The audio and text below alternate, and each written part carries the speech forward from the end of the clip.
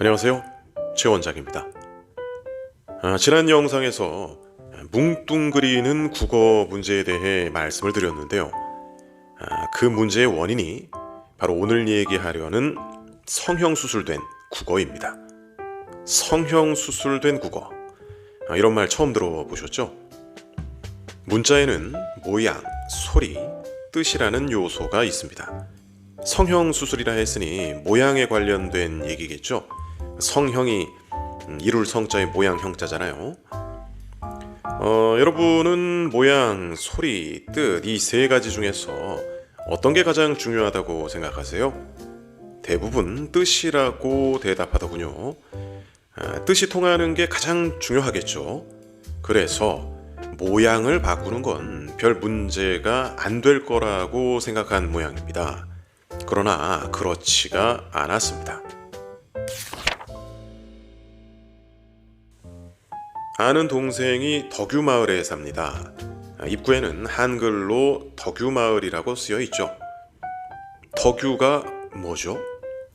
마을은 고유어이기 때문에 한글로 써도 뜻을 알 수 있는데요. 덕유는 한자어일 거란 말입니다. 고유명사는 국어사전을 찾아도 나오지 않죠.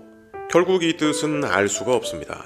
사실 한글로 적은 인명, 지명, 상호 등등 거의 모든 한자어를 알 수 없습니다.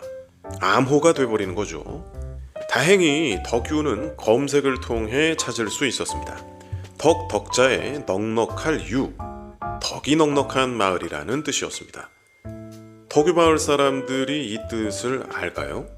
저처럼 검색해보면 알 수 있겠지만 누가 검색을 할까요?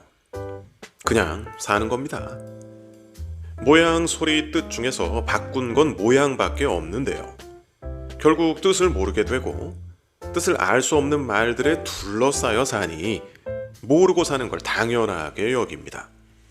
동음이의어가 소리는 같고 뜻은 다른 말이잖아요.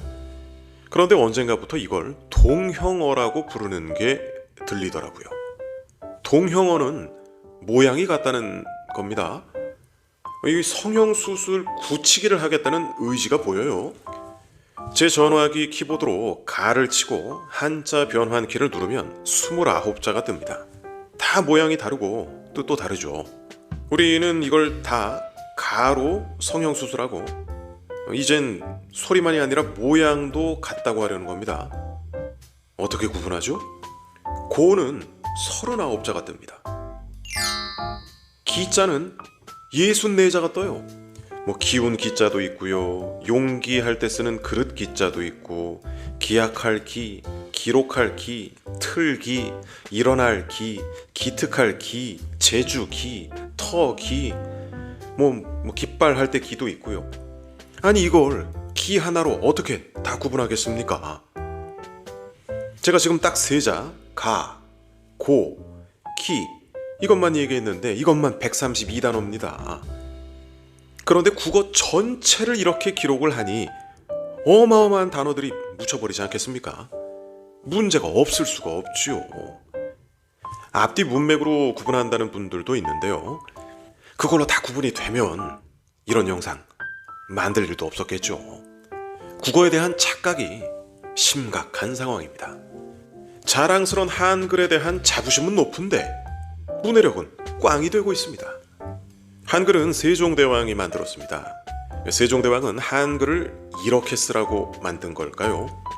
김창진 교수에 따르면 세종대왕은 한자어를 한글로 적은 적은 단 한 번도 없다고 합니다. 한자어는 한자로, 고유어는 한글로 적었다고 하죠. 한글의 목적은 만든 분이 가장 잘 알지 않겠습니까? 세종대왕이 한글을 만든 목적은 크게 세 가지라고 합니다.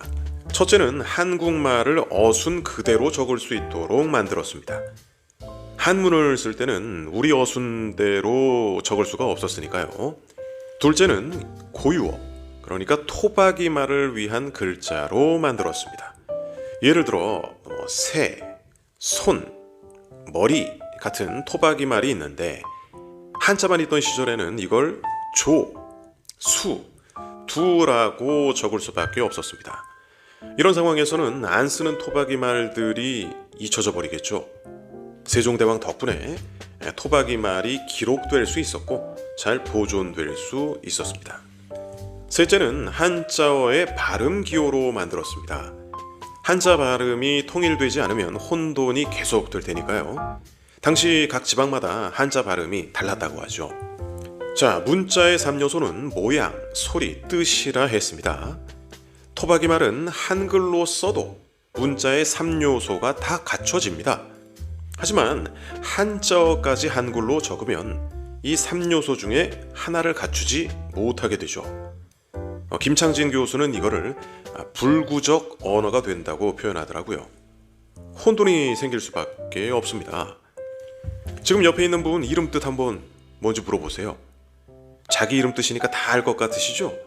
저는 자기 이름 뜻도 모르는 사람들을 수없이 만났습니다. 이 근처의 학교들 원일, 오정, 대명, 덕산, 원종, 수주 등등 이런 말들은 뜻을 알기 어려운 말들이 아닙니다. 검색하면 다 나와요. 그런데 이렇게 자신이 다니는 학교 이름, 뜻을 아는 학생들이 얼마나 될까요? 굳이 그런 뜻까지 다 알아야 되느냐고요? 그렇습니다. 뜻을 모르고 사는 걸 당연하게 생각하는 사회.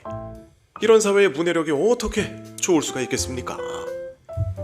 그럼 우리는 이렇게 문제가 생길 수밖에 없는 국어의 성형수술을 왜 감행한 걸까요? 저는 그것이 민족주의 때문이라고 생각합니다.